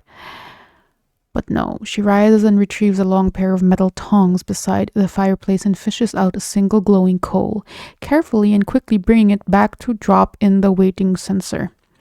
I quietly sprinkle in the incense alongside it and cover both, the spiced warmth scent already blooming to life. Taking a long, deep breath, I turn my attention to the massive Bible that resides on the stand. It is the Mother Superior's pride and joy. bound in soft caramel leather with gilt-edged pages, and within our gorgeous hand-inked illustrations. My favorite has always been the depiction of the garden on the inside of the front cover. The soft greens of the garden complement the golden light of God above. Adam and Eve stand naked beneath the tree, reaching up to commit the original sin. And there, just barely visible, hidden among the branches, are the dark hanging coils of the serpent. From the corner of my eye, I see the dark shape of Sister Ash at my side. I wondered if she finds the image as lovely as I do. But I am stalling. I take a deep breath and turn to the passage marked by a long red ribbon. The Mother Superior is planning a service to speak of the ills of earthly delights this evening. I explain, my eyes idly roving over the page. Something makes my insides twinge, but I cannot ascertain what it had there. The passage draws my eye like a magnet, something whispering quietly in my mind, something like a warning, but with none of the alarm or urgency. Be sober-minded, be watchful. Your adversary, the devil, prowls about like a roaring lion, seeking someone to devour. But are not the righteous as bold as lions? The contradiction causes my jaw to tighten, and I nearly miss Ash speaking. Sure to be captivating, Phoebe. And there again my name alone. It is only my name. It should not bother me so to hear it. But it does feel like disrespect that she leaves off referring to me as a fellow sister either. On the contrary, in her honey warm voice it felt like a blessing. Like the warmth left behind after a psalm, as though my name on her lips was a gift.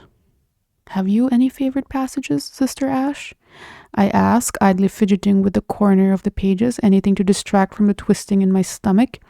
She reaches out to lay her hand over mine, stilling me. Her hands are, indeed, as soft as they look. She shifts close, almost looking over my shoulder, her breath warm against my cheek. With an almost careless motion, she takes a large collection of pages and turns to the book of John without looking.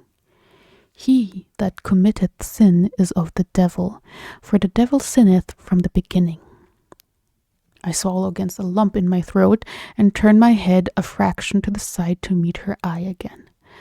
Those penetrating blue eyes are focused on me like the sharply tuned lenses of a telescope. See, telescope makes me think this is a modern story, but okay. Something about that word. It serves to remind one that the devil has had much practice in taking what he wishes, almost as much practice as seeing who he can take from. Vigilance is a noble quality, Sister Ash, I offer with a hesitant smile and a small nod. I clear my throat softly and turn away from the podium. Excuse me. We have some time yet before prayer begins. I should show you the rest of our home. Yeah, telescopes do be old, but did they call them telescopes? I forget. I feel like they have some old-timey word for it. I lead her back through the side door and into the cold hallways once more. The absence of the fireplace and the warmth within is missed and makes me wish I had on a second pair of stockings. Ash, on the other hand, seems unbothered, without even a hint of winter's blushing bite on her cheeks. We journey quickly and quietly through the halls, biting down on my tongue to keep from needlessly nattering on. I show her the refectory and the kitchen. Explain how we all take turns preparing meals for the several dozen sisters and monks here in the convent. I always want to say covenant. Hail Satan. Recount with a growl of my own belly the hearty stews that will see us through winter to the first thaw when we can begin planting in the gardens again. I show her the chapter house and the dormitories. The chapter house is a small but cozy room meant for smaller meetings between the nuns and the higher-ranking clerics of the convent. The dormitories are smaller rooms. Okay, I think there's a lot of small in this paragraph. Barely holes in the wall with a door on one end and a small window on the other. They are just wide enough to allow for 2 beds with a small writing desk at the foot of each. I carefully explained that I do not currently have a roommate and that she would likely be rooming with me. I spare her a glance. I am met once more by those placid blue eyes that pierce my heart and soul. Jesus Christ! That pierce my heart and soul! Damn. She must be so sexually frustrated. This line, I would tone it down. Met by the gentle curve of a smile that flushes me with embarrassed heat. Met by the words, "What luck?" The halls are busy by now, a whole chorus of sisters passing by, chiming greetings and salutations to myself and our newest addition. Most were headed for morning prayer in the church, some moved the opposite way to get a start on breakfast for the congregation. I nod my head in greeting to all we pass and wish a pleasant morning with a smile. Few are able to return the gesture, however. Most can only stare wide-eyed at my companion. And as quickly as we are surrounded, we are alone once more, but this time outside the library. So if this demon girl is hot, you best fucking believe that it won't be a wide-eyed staring and admiring in a freaking nunnery. Because, like, from my knowledge of, like, freaking nunneries or whatever, they having beauty is shameful a little bit. Like, I've never been a nun, obviously, but it's, like, something to be ashamed of. So it'd be accusatory, the stares that this sister would be getting, I would imagine. Yeah. It would add, like, a little bit of flavor. It isn't much, but here it is. I offer, leading her in. Oh, did I skip something? Okay, there. It is a generous label to call the small room a proper library. Like the dormitory rooms, it is a thin slot between stone walls made even thinner by the short row of bookshelves on either side. The space between them is so tight that single file is the only way multiple people can occupy the narrow space. But for how close everything is, it has always been one of my favorite rooms. The convent can be quiet at times, but it was the quiet of stone, a cold, echoing quiet where even small noises can travel the length of a hall. The quiet of the library is one of soft warmth. All sound becomes muffled in old paper and aged wood. All sound, save for the soft click of the door latch. I turn back only to find Ash standing directly behind me. "Ah, there is nothing further in, Sister Ash. We should be heading back to the church now." Ash takes a step forward. "Is something wrong?" I ask hesitantly, taking a matching step back. Another step. "Hath none ever told thee that thou art beautiful?" The question catches me off guard to the point that I do not even notice my back meeting the wall. A curious roil stirs to life in my belly, stoked by her cold eyes. What? Beautiful. I know the word, certainly. Oh, Luce. But never has it been applied to me. It was reserved for the grander creations of God. Don't do it. Don't do it. I have to do a little comment here. This is similar to what Tayzed did, where there is a word and then the next paragraph is the character rolling the word in their head. I'm almost tempted to say don't do that, but I'm not sure yet. I have to think. It was for the flowers of his gardens, the waters of his oceans. It was for the tranquility of snow-draped branches in winter, for the first bird's song of spring. I praise you because I am fearfully and wonderfully made. Your works are wonderful. I know that full well. I do not know this verse. Jesus. The verse, maybe I'm too Old Testament. I don't know. The verse comes, or maybe I just don't know my fucking Bible, which would make sense. The verse comes to me unbidden, whispered to me from a quiet spot in the back of my head. We were humans, also not creations of his. Was it such an impossible stretch to think that we too could be beautiful? Oh my god, she's still going on. Ash reaches out and her hands bring me something new. It feels like prayer or something close to it. Something so simple yet so evocative that I can't help gasping over it. "What are you doing?" I whisper as she lays her hands on my hips. Ash presses in close. One arm snakes around my waist, holding me tight. Her other hand remains on my hip, fingers greedily tracing the shape beneath my robes. Without thought, I find my hands reflexively coming to her shoulders, helplessly bunching up in the fabric of her habit. Pressed this close, her scent invades me. The scent of flowering fruit, floral and sharp, with the hint of something bitter lurking on the far edges. It clinks high in my throat, not quite choking, but absolutely paralytic. The thought of pushing her away does not occur to me, not even when she strokes upward from my hip to my ribs, drawing a bone-deep quiver out of me. Jesus. Oh my god. It's actually the appropriate exclamation. Her smile is gone, but I can see amusement dancing in those blue eyes. "It's not proper to worship all of God's creations, Phoebe?" she queries. "Aren't we not made in the image? 'Tis only another way of worship." She leans in, guiding my chin up with her nose so her mouth can find my throat. A trembling noise escapes me with the open mouth kisses she lays into my flesh. "Sister Ash," I squeak. This is carnal sin." Sorry.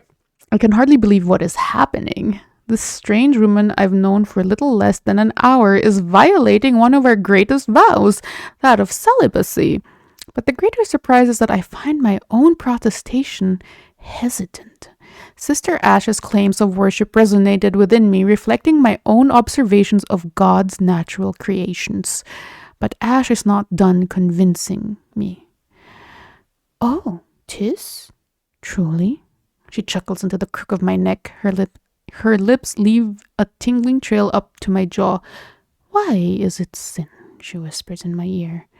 "Perhaps 'tis something thou desire, these aching, yearning pleasures. Doest? Thy body not crave sustenance, nor thy lungs air? Why must thy soul be deprived of nourishment so simply provided?" Her hand rises to cup the side of my neck. Her nails scratch softly against my nape. Her thumb traces my jaw. On the other side, her teeth find my earlobe, a quick, sharp twinge of pain quickly soothed by her tongue. "Thine enjoyment seemeth pain, Phoebe." Her voice is as soft and warm as she feels pressed against me. "Enjoy thee not the act of prayer? Dost it not fill thy soul with exaltation?"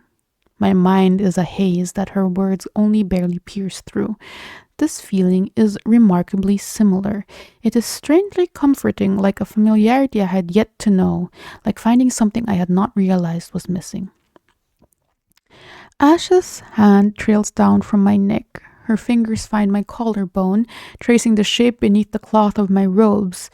I cannot stop a whimper as her hand comes to rest in the center of my chest, pressing flat to my breastbone. "Doth thy prayers not grow in the heart behind these ribs?" she asks, pulling back but only just enough that she can meet my eyes once more. "Does thy being not rejoice as song bubbles from within?" This demon is talking too much. I'm so sorry. Her hand is on my cheek. Her thumb pulls at my lower lip, and the perverse want of taking it in my mouth rushes through me and leaves just as quickly, leaving me weak in the knees. Doth these lips not shape words of adulation and love, making them akin to living relic?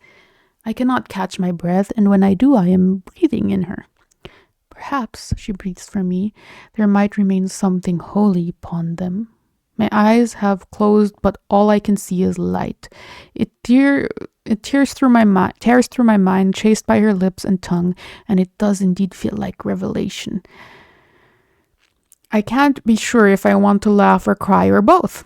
All this time, all the effort put into finding this light through psalm and song, and the tears shed over feeling abandoned, all the tears shed over being found again, a waste, all of it, when it had been right here all along. Damn, she jumped. Sorry, I just screamed. She just done give up her faith by just like being a little bit touched by a Girl, get out of there. You don't belong in a nunnery. I cling to her like a shipwreck survivor's holds towards to driftwood awash in a storm at sea. Her arms feel tight around me, but I swear that I can feel her hands and fingers over every inch of me. Every touch lingers, coaxing the heat between us into greater flame. The small noise of desire and want that slips out of me when she breaks the kiss fills me with shame, but I cannot bring myself to care. Delicious, she purrs against my lips. Absolutely delicious. You know, you can so tell that I'm asexual as fuck because I'm just like, dude.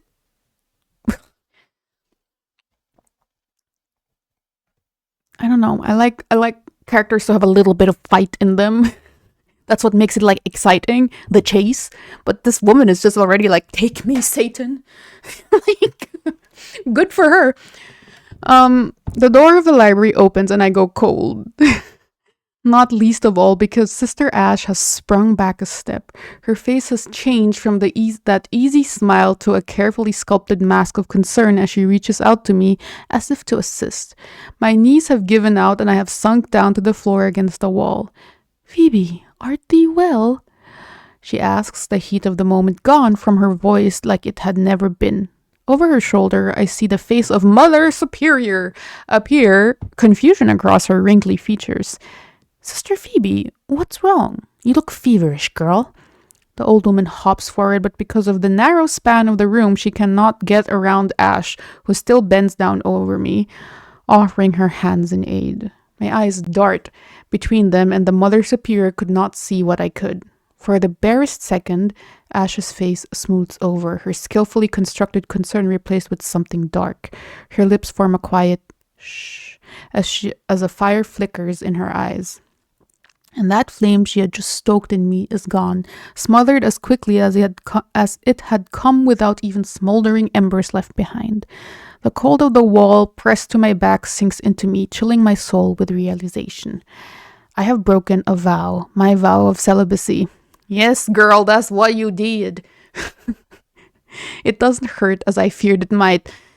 Get out of this convent. Join Satan. It is your true calling. I am well, yes, Mother Superior. I mumble, clamping my teeth around my tongue to keep them from chattering nervously. As I clamber to my feet, I do not take Ash's offered hands, for fear that I may not let go again. Ash straightens up as I do, hands folded neatly in front of her in the picture-perfect image of innocence. It is startling how quickly she has composed herself. She turns to the Mother Superior. Phoebe had spoken of feeling quivery. Perhaps some breakfast in her belly would serve? Ash offers. I, of course, had not spoken such a thing. Yeah, we know, but it would not shock me to learn that her hearing was so keen as to hear my stomach grumbling before. All the same, Mother Superior shakes her head. Morning prayer first, then breakfast, has always been our tradition, the old woman tutted. Come along now, and let us get under way. You are not the only one with an empty belly, Sister Phoebe. She hops from the room on her cane, leaving me alone with Ash once more. I love Mother Superior. I almost expect her to corner me again. I am surprised to find disappointment mingling with my relief as she only casts a sly look at me before following in Mother Superior's wake. Okay. Mother Superior, I love her. I love like a grumpy old woman. Ugh. It just like triggers some childhood memory. I freaking love it, you know? Because they are like, the such a fitting title to like the people I know who are like older women. They are such Mother Superiors. I love it. A few things, right? I'm very disappointed you didn't mention my favorite fucking Bible quote, which is Iritis sicut Deus, scientis bonum et malum, is what Satan says to Eve before he tempts her, or they or she, which is, you will be like God and know good from evil. Why? Why is that not in here? That is like the temptation of humankind. It would be such a... Do it in Latin, because it hits harder in Latin. I feel like this is a story where that would be... Yeah. I guess. Like even like because it's Old Testament, I feel like you I don't know my Bible that well, but the verses sound like New Testament to me. Or like not from my favorite author, I guess, who wrote Genesis. Oh, okay. So Old Testament is like full of this badass prose, in my opinion. You know, the badass like the zingers of the Bible, which for me, religious trauma aside, like sounds so beautiful. Probably because it was written by some fucking poet from hundreds of years ago. Yeah, the Bible zingers, we love them. What was the other one? Render unto Caesar what is Caesar's. That's New Testament because Jesus was already alive. There were so many that are like, they would sound be not afraid. That's also a really good one. After the angel shows up. I all know this from Supernatural, most likely. I all know this from Sam and Dean. Well, oh my god, most of it for sure. Another thing, right? Because yo girl did not pay attention in church when my mom brought me. Like, you think I was listening to the freaking pastor talking? I wanted to say something. Oh yeah, like I feel like I don't know what vibe you're going for, but if it's about like a temptation, like it's obviously Yuri, but like this is such a broad theme: religion and sexuality. The flesh is weak, but whatever, all that shit. Also, another Bible zinger. Uh, yeah, good quote. But like, particularly the vibe of this, I'm not quite sold on the it being a nunnery vibe because it's a very particular convent. It's a very particular like atmosphere to be in this place, right? It's very devout with like solemn Christianity and Catholicism, you know.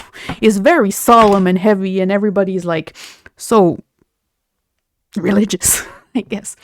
And I feel like you could sell yeah, I feel like you could sell me on that. You could sell me on the weight of it. It's just like, oh man, vibe. I know you know what I'm talking about. It's just like so weighty and religious, and then you can sexualize the shit out of that. That'd be so fun.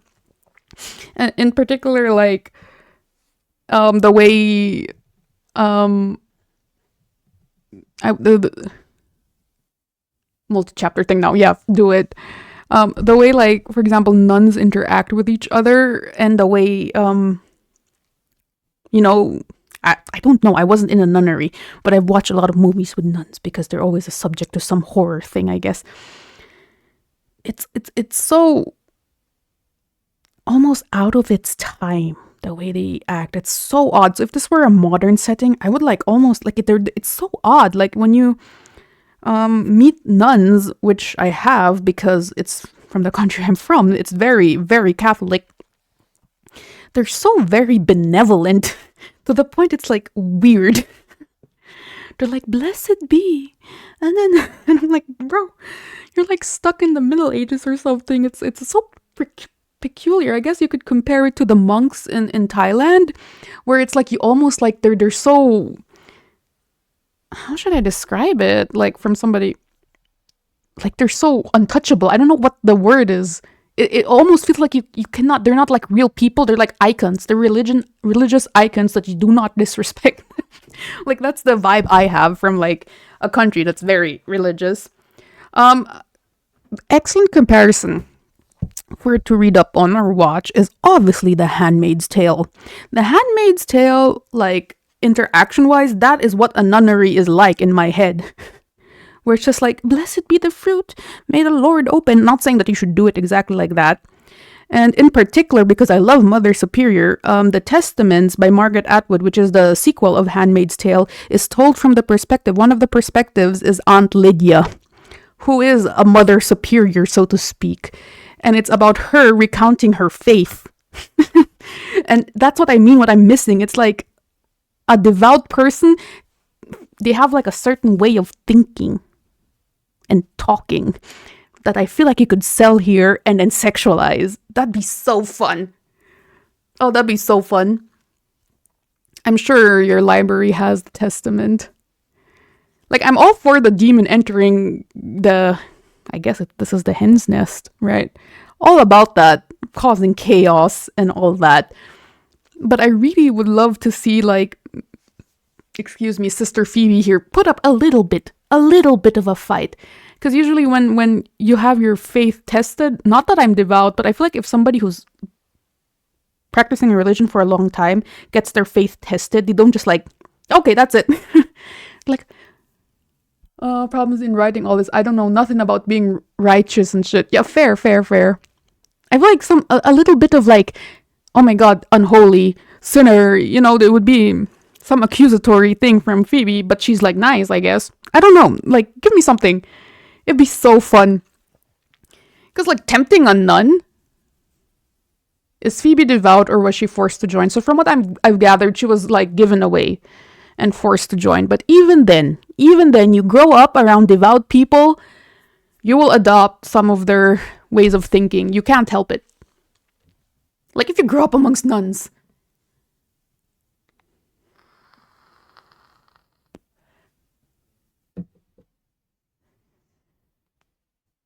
Or you could introduce very early on that she's critical of it. Yeah, I agree. Maybe she had signs of rebellion before. Yeah, that would work. Because I was like, for me, the funner perspective is that Phoebe is actually devout.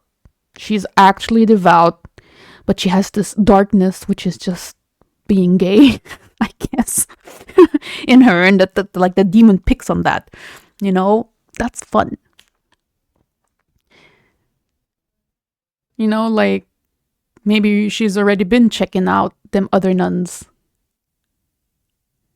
Yeah, you can make this multi-chapter for sure. You can make this short though. There's a way to show that Evie has always been kind of rebellious. Evie, why do I keep on saying Evie? Phoebe has always been kind of rebellious or is super devout. Although my bias is make her super devout because that's fucking fun to write. Corrupting the innocent. Oh, I'd love to read that shit.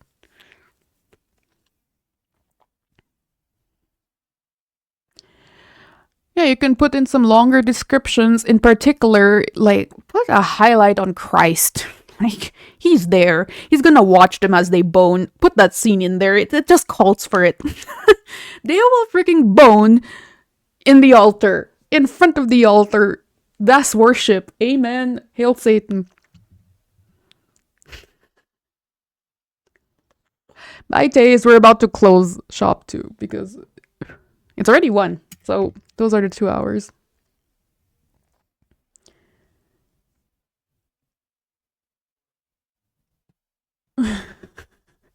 Dude, I expect it. I would be disappointed if they don't bone in front of the altar. Are you kidding me? Are you kidding me? You have to go there. Otherwise, I'd be edged relentless. But they're gonna bone on the altar, right? I'd be thinking that. Come on. That is like that's prime real estate for this. It is written. Yes. This. Okay, I'm not gonna reveal that for the recording, but I would conclude the live reading at this point. We did 2 hours almost to the dot. Super fun. Or more like, this is more relaxed and more of I have my crit brain a little bit on. And I'm actually trying to read a story that's meant to be a story, I guess. I mean, not that the submissions were in stories, but you guys know what I mean. So, I keep these spontaneous, and I'll see you guys in the next one. And I still need to launch our writing competition. Oh my god. Okay, bye!